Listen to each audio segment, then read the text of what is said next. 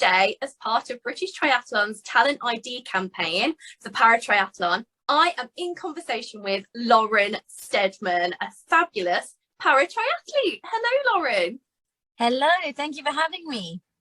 Oh, no worries at all. So tell us a bit about yourself. I am very nearly 30, which is probably not the first thing to start with, but I'm a para-triathlete for Great Britain. I have been an elite athlete for the last 16 years. I was a swimmer for 2 Paralympic Games and then transferred to triathlon for the latter 2. So that was Rio, where I got a silver medal, and Tokyo, where I recently got the gold medal and became Paralympic champion. So that's probably by far the best achievement I have to date. It was pretty special out there. And then, yeah, outside of that, I love all things dogs, baking, arts and crafts, dancing. So, yeah. Amazing. And I know, because sport has been a massive part of your life for so many years, talk to me, just take me right back when you were at school. What sports did you like and how did you get into it? I actually loved all sports. Like, there wasn't a sport when I was a kid that would bore me. I would rather be outside in the PE lessons than I would be inside. And I think when you're at school, you naturally go for like the netball, the hockey and the rounders, just because they're like all your team sports. But I loved all the sort of sports days, the athletics. I remember playing football as a youngster.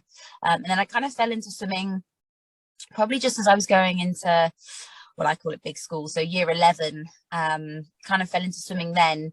I just turned up at a local competition for the school, and it just so happened that the ex-head of British Disability Swimming, Patsy Coleman, was there, and she said, I really think you could be a great swimmer. Why don't you come along to my swim academy, and I'll see if, you know, we can help you along. And then I didn't really know about the world of disability sport. Had I heard of the Paralympics back then? No. But the moment that I was in the world of disability sport, it's kind of like you gain a load of momentum, and very quickly you learn that, you know, there's all these opportunities out there and that you can go and race on the biggest stage possible. Yeah. And I know that you talk about swimming there, but swimming was a massive part of your career until 2011. So what made you switch to para-triathlon?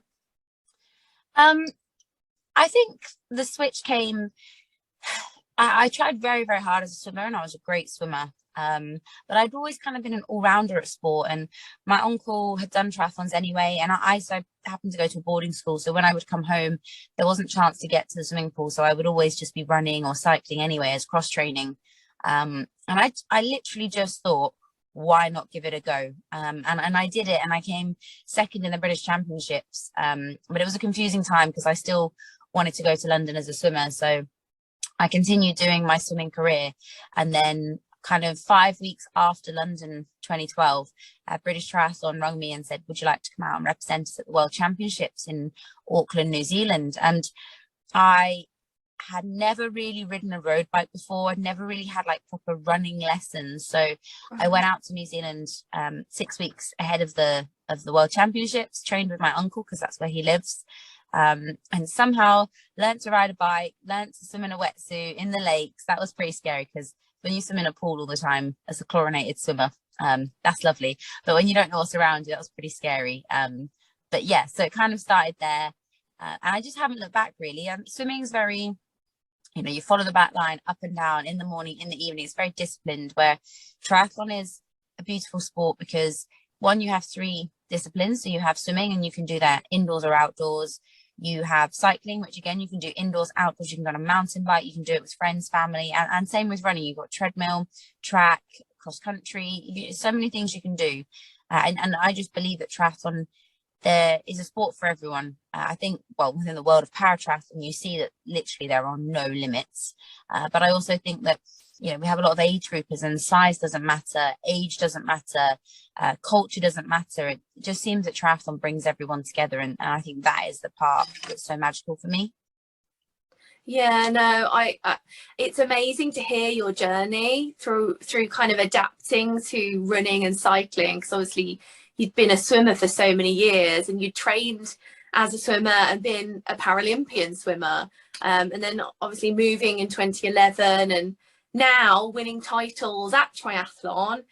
European, world and Paralympic level, and you've won a gold medal at Tokyo. It's so cool. When I read that, I was like, wow, what a woman. So really, I guess, what was the moment for you that after all this training you were like, right, I can go all the way in this and it's going to be amazing? I think as a youngster, you always aim, you're like, right, I want to get that gold medal. Yeah. I would say that there are a couple of points in which kind of stand out in my career. And the first one is qualifying for my first ever Paralympics, in such that the first time for everything is always the most special. And I think just that at that point, I was 14 years of age. I heard that I'd qualified, and yeah, it was really overwhelming, exciting. And you just know that that's the beginning of your journey.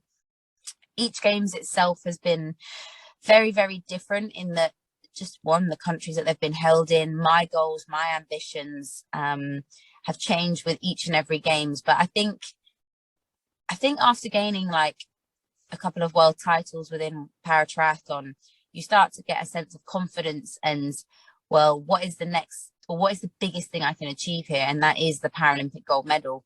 Did I know I was always capable of it? Yes. But in the world of triathlon, you know, you have to have the perfect race on the perfect day, because any one thing can go the wrong way, and then the odds are not in your favor. So for me, it was about being 100% ready to execute the perfect race, which thankfully it came together in Tokyo for me. And I was able to execute everything I wanted to do on the day, all the preparation into it. And yeah, it was a magical feeling to know that for once something had gone according to plan. Yeah, and I love the idea of this magical feeling. I bet it just, I don't know, all of your preparation came to a head all at once. It just sounds amazing. I think as an athlete, and as actually anybody in life, when you train or you work so hard on one goal, and it's taken me 16 years, and when you think about 16 years of focusing on one thing, like that's a long time to wait for a reward. Like we often go along, and I've had world titles in that time, but I can remember going to every games and just seeing other people getting medals and gold medals, and I'd be like, oh, okay, keep going. Your time will come if you put the effort in. And it sounds silly and stupid because everyone says, oh, you know, practice makes perfect, and keep going, keep trying. If you do hard work, it pays off. But sometimes it's the simplest things that actually that is the case. And all it was about was paying attention to details and trusting my coach, belief in myself. I think there's a lot to be said about actually having the mindset where you're okay if it doesn't happen, but you know it should happen. And that's kind of where I was at. And to cross that line, a little bit sad because mum and dad weren't there, obviously, with the current pandemic situation, but they were there straight away on FaceTime. My coach was there. And what was quite lovely for me was that because I've been around so long now on the paratriathlon front, is that a lot of other countries and the coaches and the athletes know of me because they see me for so many years, that I think that they were all super happy as well that I got to take it, which just made it really lovely for me. Yeah, definitely. And I mean, Lauren, that's not your only achievement, because you've also been on SAS Who Dares Wins and Strictly, as well Yes. as competing in 2 Paralympics. So I mean, there's so many experiences there. And would you say being an athlete is the ultimate test? Actually, I'm going to say that that's what I do every day. Being an athlete and being a paratriathlete is what I do day in, day out. And if you said to me, Lauren, please perform a paratriathlon race in front of 14 million people, that is fine. I know what I'm doing. Whereas when you say, Lauren, please dance a cha-cha or a Charleston in front of 14 million people, all of a sudden I was petrified. I guess it's because it's a skill that I don't know, I don't have. But yeah, by far, I think that was the most daunting experience, was being on Strictly. I loved every single second of it, but very much outside my comfort zone, purely because you never do the things you do in dancing in the world of triathlon. Yeah, it's a completely different skill set, isn't it? Yes, definitely. Yeah. That's so cool though. And also we're talking today to encourage loads of people who want to follow in your footsteps, who want to be a Lauren in the future. you know, and inspire them to take up paratriathlon, what would you say to all of the little Laurens out there who really want to take it up after this conversation? Well, to all the little Laurens out there, yeah. don't take as long as I did to do it. I think I would say that actually fear is there because we're about to do something that's going to challenge us. We're about to do something that's going to make us grow as a person and essentially make us better. And often we shy away from doing something that's going to make us fearful. But actually, what we do have in abundance most of the time is courage. And it's just having that little bit of faith that actually I can do this. I want to do this. And you never know unless you actually try. The worst that can happen is you have to turn around and say, oh, I don't think that's for me. And then you go on and you find something else. So for all the little Laurens out there, I would just say, take that chance, be brave, because I think actually something wonderful can come if you just have that little bit of faith. Yeah. Oh, never heard a truer word. And I think the last thing I really wanted to ask you is, what is your favourite thing about paratriathlon and what's next? Oh, favourite thing about paratriathlon.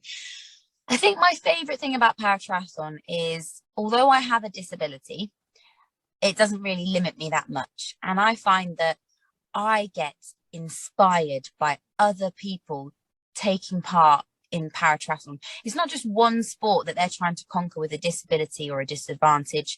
It's 3 sports. And I think the most humbling time for me was when I saw a quadruple amputee, so he didn't have legs below the knees or arms after the elbows, and he was riding a normal bike. And I just, in that moment, I just thought, wow, if only the whole world could see what you're doing right now, because you're just going to literally remove so many excuses from so many people and give them that bit of, well, if he can do it, I can do it. And that's what paratriathlon is to me, and the Paralympic movement in essence. But paratriathlon, like, literally the rawest form, brutal sport, 3 in 1. You literally have to have the courage to do it. So that's why I love it. But what's next for me? I keep saying every Monday I'm going to start training again, but my off season seems to be extending itself weekly. But I did do a bike session 2 days ago and was nearly sick, so I'm back training, which is a good thing. So yeah, I guess next year, every year paratriathlon has Europeans and World Championships, so that will be next year.